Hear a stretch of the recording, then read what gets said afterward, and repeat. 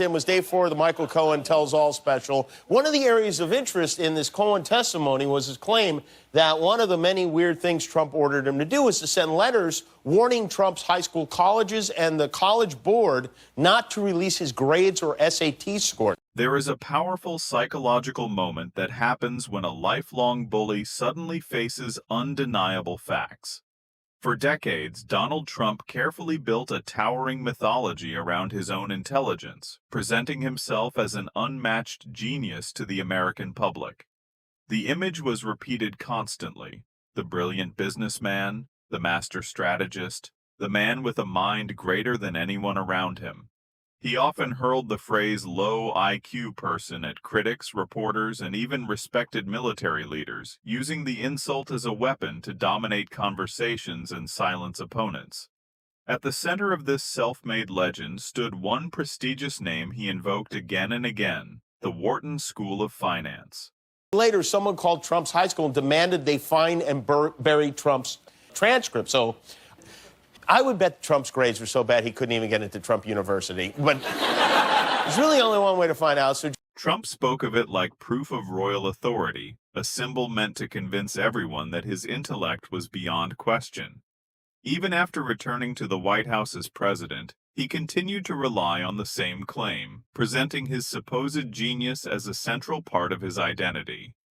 Yet there was always a curious detail surrounding that story. His academic records were guarded with extraordinary secrecy.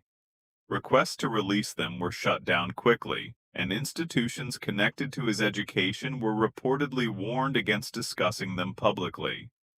The same defensive urgency had surrounded another uncomfortable subject in his past: the photographs and social connections linking him years earlier to the disgraced finance Jeffrey Epstein. Critics often pointed out the pattern. Whenever questions grew louder, the response was not transparency, but silence and legal pressure.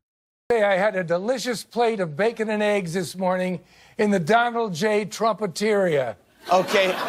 Well, with all due respect, it kind of sounds like he paid the school to hide his grades. It sounds like you were paid off. That's fake news. What are you, CNN? For years, the strategy worked, allowing the legend of the unstoppable intellect to grow larger with every retelling. But one evening, a different kind of challenge appeared on late-night television.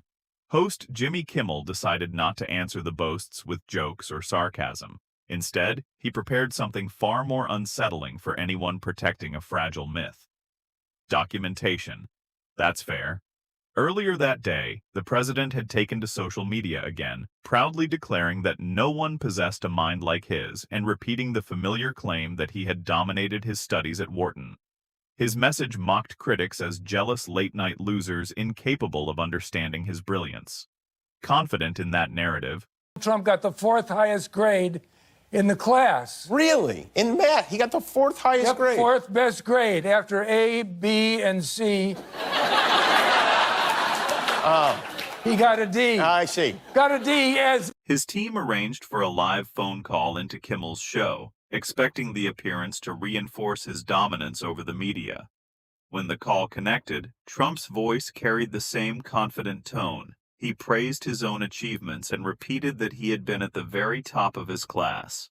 In the studio, the audience listened quietly, unsure whether the moment would become comedy or confrontation.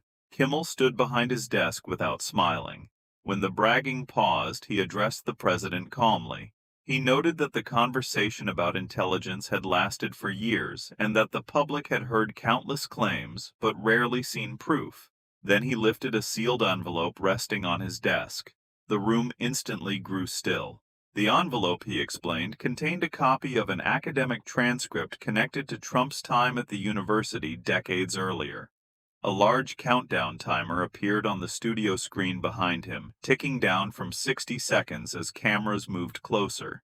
Kimmel slowly opened the envelope and removed the aged document.